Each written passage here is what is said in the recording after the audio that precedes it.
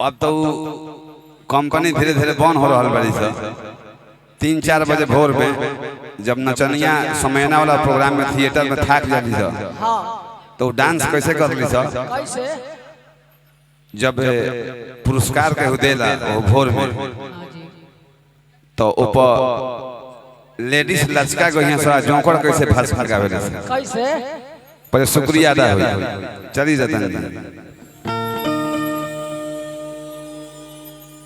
दिल में लग गया चोट निकल गया 50-50 रुपया का नोट मैं उन साहबान को उन कदरदान को तहे तहे दिल से लहे लहे दिल से शुक्रिया अदा करती हुए दादा जिन साहब ने दिया रुपया उनके हाथ में लाली अब वो हमारे जीजा लगेंगे मैं उनकी साली जोगिरी सीरी री तब लेडीज कैसे लचका गाओ तरी सो अरे कि जब हम जानती कि जब हम जानती अरे कि सैया मिली है करिया डांस सही करे के बाद रोमांस होला ना पागल होला छोटे मामा की अरे कि जब हम जानती टाइम पास ना छोटे बाबा के ड्यूटी और रामागया चाचा के पूरा टीम गोलू राजा के अनुपमा के गायकी टाइम पास करे से भोजपुरी में नहीं थे श्रोता के खुश करे खातिर हमने कहल बन जा करब जा हमने के को दी हले बनी जा अब भाई हमारा बाबूजी के हित बड़े एकरा फुआ के हस्बैंड है मारे खानदानी हित अरे कि जब हम जानती कि सैया मिली है करिया कि चढ़ल तिलक फेर वही कुआरे रही जय जय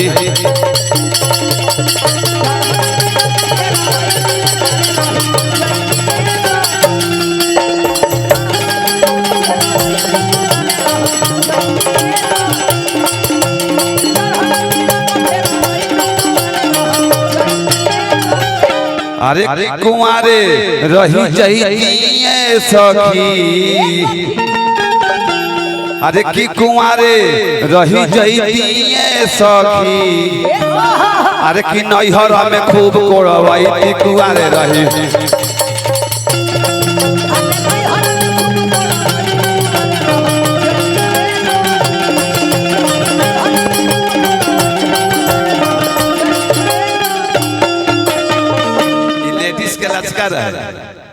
एक बाद जोकर के फाचका कैसे पाया गया अरे कि जब हम जानती कि हमारे प्रीति मिली है ठंडा कि जब हम जानती कि हमारे प्रीति मिली है ठंडा कि सेज पखी आई दुगो अंडा गरम होई जैती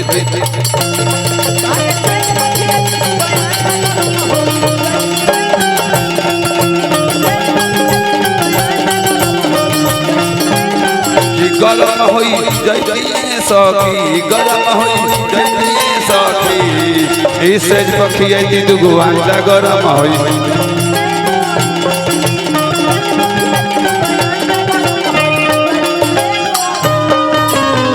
चलिए हमारे पास में सब अब क्या दिखाइए उतना ही ले मुर्गी एगो मारी मुर्गी अनुपमा इनकर खानदान उतना करबे होला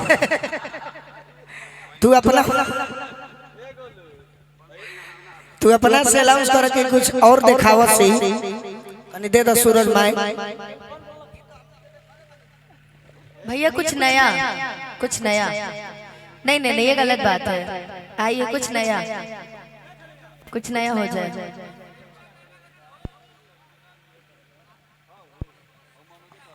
एक और ठाकुरवा का सहारा ना रे अब हम नहीं जानते भाई कह रहे देख लीजिए होगा मैंने बोल दिया आई एम नो एक्सेप्शन ना जाए सम्मान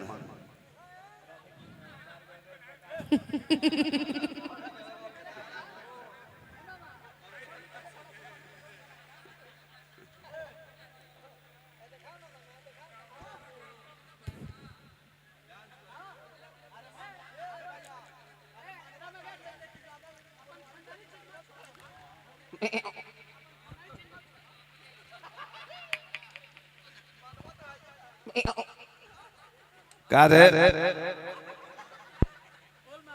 चलिए रतन बाबू वाह वाह समयना की चीज बा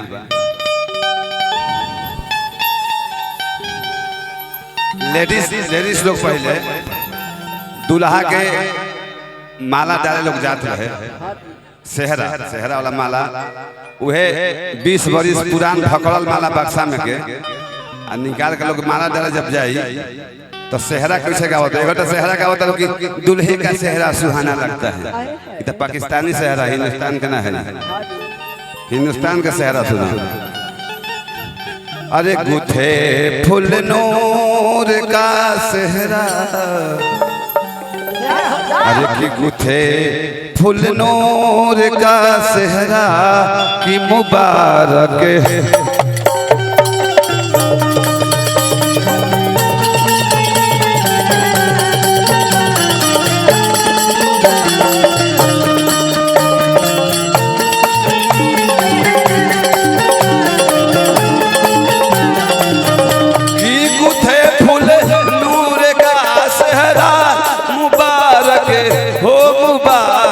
हो गुथे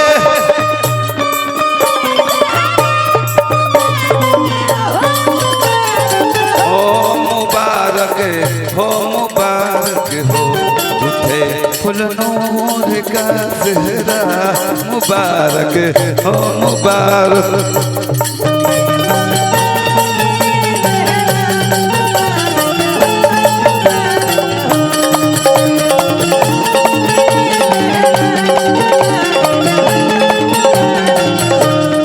खड़ी है चौप समय आना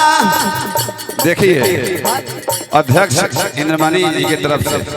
पुरस्कार बा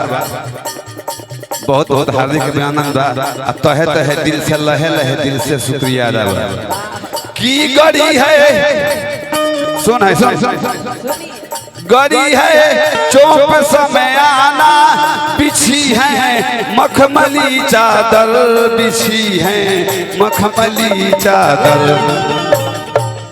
की बैठे हैं देश के भड़ुए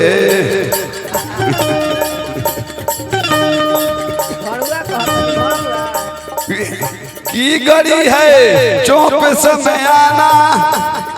कि बिछी है मखमली चादर बिछी है मखमली चादर कि बैठे हैं देश के भड़ुए बैठे हैं देश के भड़ुए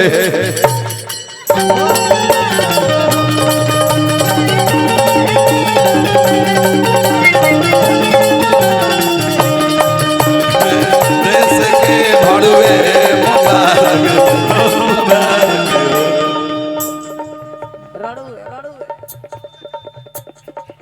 कि राजा बनवारी हो नजरिया तो से लागी ये राजा बनवारी हो नजरिया नजरिया तो से लागी नजरिया तो से लागी नजरिया तो से लागी कि राजा बनवारी हो नजरिया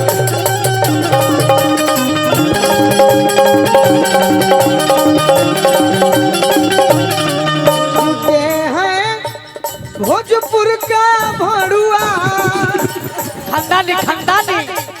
आया है करथ में भड़ुआ मुबारक हो मुबारक